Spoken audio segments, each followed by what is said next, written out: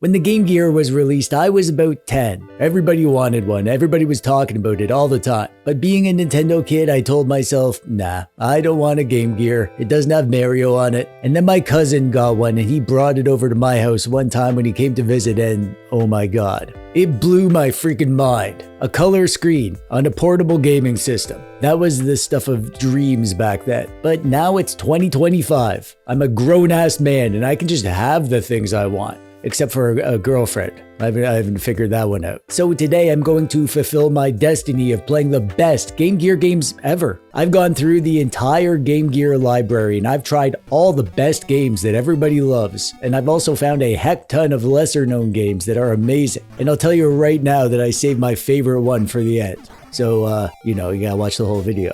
And also, I have a longer list of amazing games that didn't make this list, including more awesome hidden gems, so stay tuned for more videos like this. You should probably get subscribed if you haven't yet. I wouldn't want you to miss those. But if I'm going to be playing Game Gear, I don't want to play these games on any doodad other than the most authentically retro doodad that captures all the Game Gear nostalgia while still giving us all the modern conveniences of emulation. That's right, we're playing on the GKD Bubble. I've recorded some gameplay on the doodad with my camera and the rest of the gameplay was actually captured via the HDMI out on this thing. Yeah, that's right, you can actually turn this into a home console to play Game Gear games on the big screen. So you can have Game Gear parties and invite tons of pretty girls over to watch you play Battletoads, as pretty girls love to do. This GKD bubble was kindly sent to me by LitNXT, and you should buy it from them if you want one. There's a link in the description below. We're gonna start off with a freaking banger of a game. Those of you familiar with the Shinobi games on the Sega home consoles might expect this to be a toned down port, but no. This is an entirely new game designed specifically for the Game Gear, and it's proof that ninjas don't need a big screen to be awesome. They're always awesome. Like me. This sequel to the original Shinobi stars a ninja man.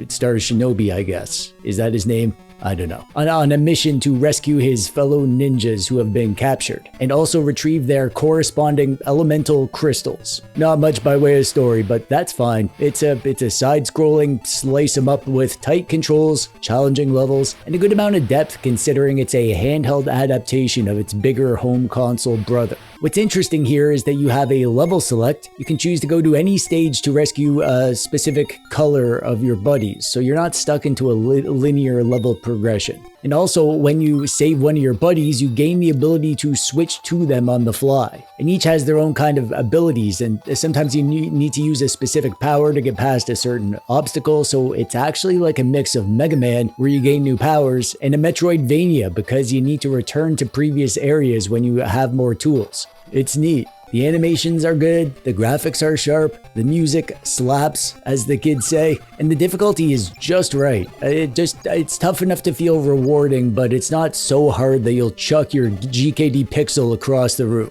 Your mileage may vary on that though, no promises. It's games like this that made me want to play with the Game Gear back in the day. You know, while the Game Boy was rocking creamed spinach green Tetris, the Game Gear was delivering NES quality graphics and action on the go. So grab your ninja headband and get ready for some silent fury.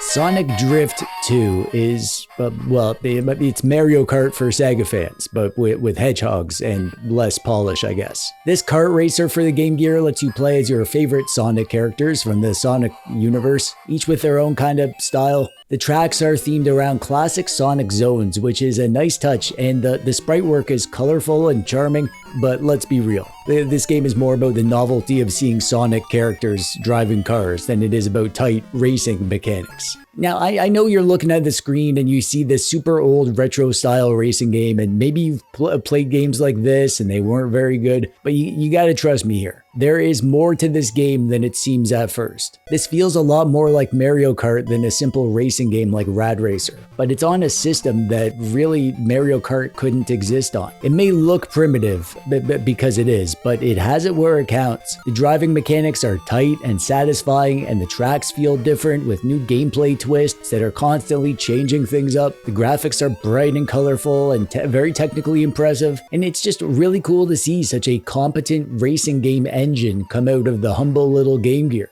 And I think what makes Sonic Drift 2 interesting is how it shows that Sega's trying to capitalize on the kart racing craze started by Mario Kart. Everyone wanted a piece of that pie. This one it's not a masterpiece, but it is a quirky piece of Sonic history that's worth a look if you're a fan of the franchise or just curious about oddball spin-offs or retro-style racers.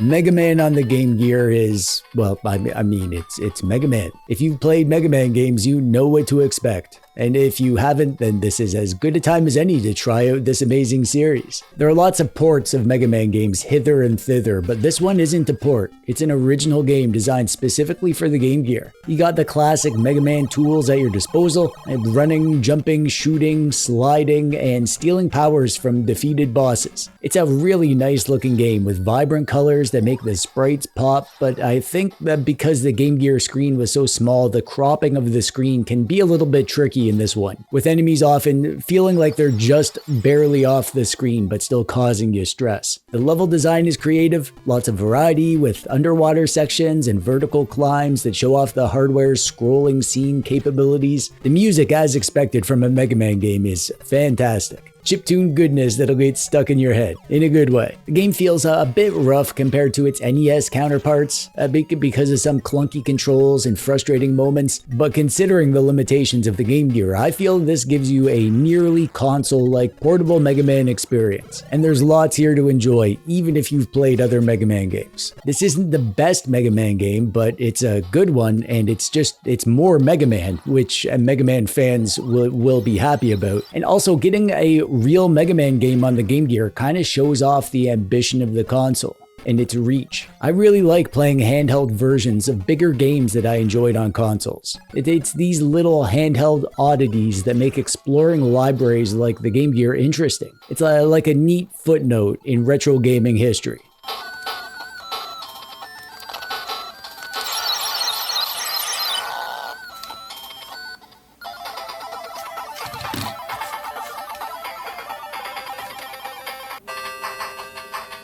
This one isn't a new game, but as ports go, this is what I like to see. Battletoads on the Game Gear is a handheld version of the classic beat-em-up that's just as chaotic and punishing as you'd expect if you played the original. I played the heck out of the original. It's one of my favorite retro games. I love this game. You play as one of the titular Battletoads, and your goal is to punch, kick, and morph your way through levels full of enemies. And by morph, I mean turning your fists into giant hammers or whatever.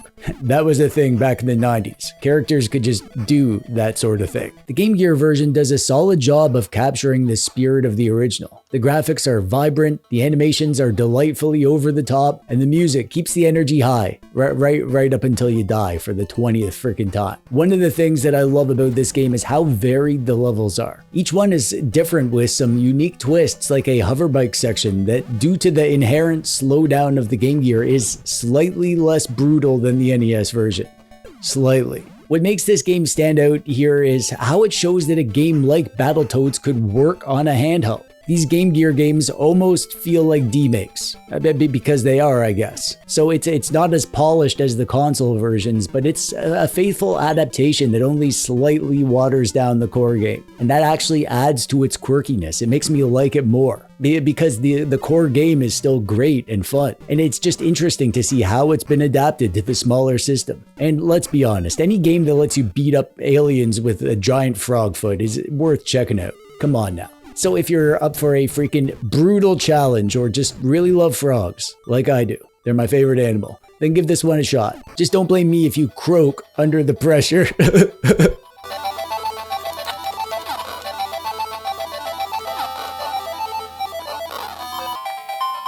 So, Tails' Adventure. Yeah, that's right. Tails is finally getting his moment in the spotlight with his own adventure. So it's not really a Sonic game, it's kind of its own thing, so you'll miss out on classic Sonic gameplay, but you'll get so much more here. This game is freaking awesome. This isn't your usual gotta go fast Sonic game. Tails slows things way down. waddling around with his adorable stubby legs while solving puzzles and throwing bombs. Yeah, bombs. At first I was like, why the heck is Tails throwing bombs? He's so cute. Why is he exploding stuff? But it clicked very quickly with me, and soon enough I was bombing everything in sight like a bomber man, which is a franchise that isn't on the Game Gear, so this is as close as you're gonna get. Tails' adventure is part platformer, part Metroidvania light. There's gadgets in the game, and there's a lot of them, like a hammer and timed explosives, and even a robot sidekick. Then you can use that stuff to help you explore the levels and solve puzzles and get to new areas that you weren't able to get to before. It's surprisingly deep for a Game Gear game. The visuals are crisp, the music's catchy, and the gameplay is chill. It's kind of slower paced and almost cozy. And it's a bold move to make this game in the Sonic universe, and it kind of proved that Sonic games could branch out into other genres. Is it the best Game Gear game? Well, maybe. I mean, how many Game Gear games have you actually played? I'm not a huge fan of the classic Sonic formula games on the Game Gear, and this is probably my favorite game in the Sonic universe that I've played here. So if you're into what you see, if you're into Tails or side-scrolling action games, and you want to play a lesser-known game in the Sonic universe, this one's definitely worth a playthrough. It still holds up.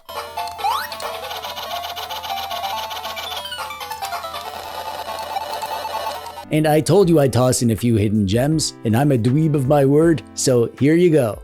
You're welcome, by the way.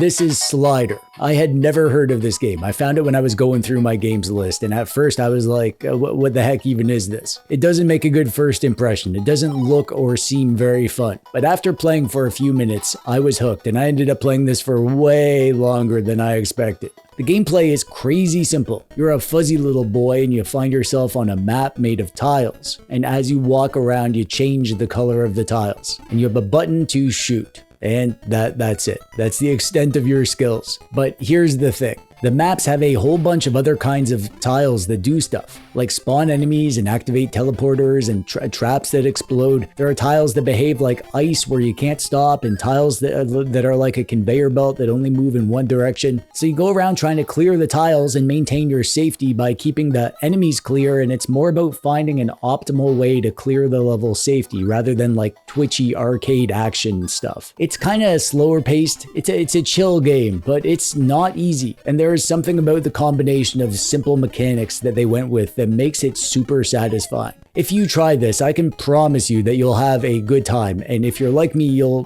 get hooked and play for way longer than you expect.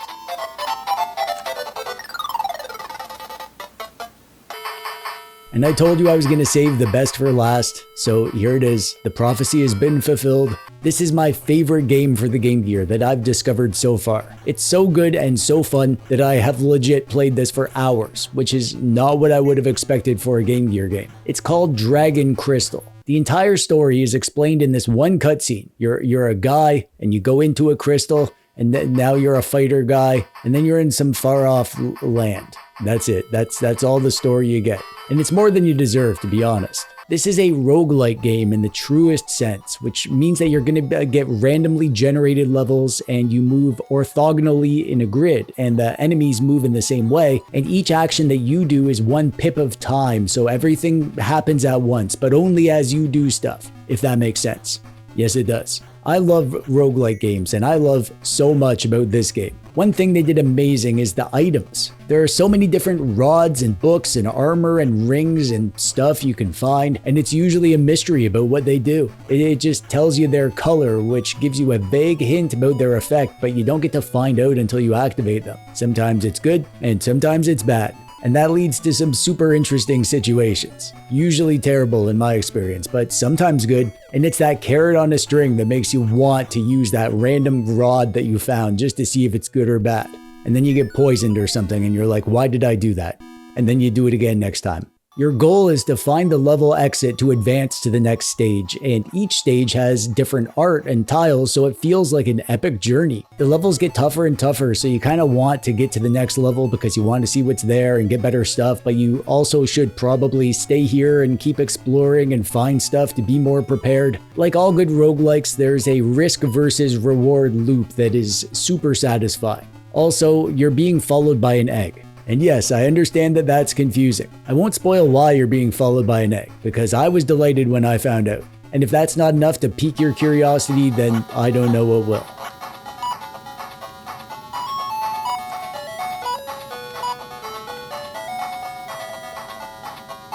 And that's it. That's what I have for you today. 5 of the top bestest best Game Gear games and 2 of the bestest best hidden gems. And I have a ton of more Game Gear games to show you in videos like this in the future, so get subscribed if you haven't yet so you don't miss those. If you want this handheld, the GKD Bubble, which is my new favorite retro doodad to play Game Gear games on, and it does come with all the Game Gear games too, by the way. If you want one of these, there's a link in the description below. And now I'd love to know from you. Have you tried out some of the Game Gear library? Do you have any games to suggest for me to check out? Let's get nerdy about the Game Gear in the comments below. And also, if you wouldn't mind, click that thumbs up button if you liked the video, or don't if you didn't. I'm TechDweeb, thanks for watching, bye bye!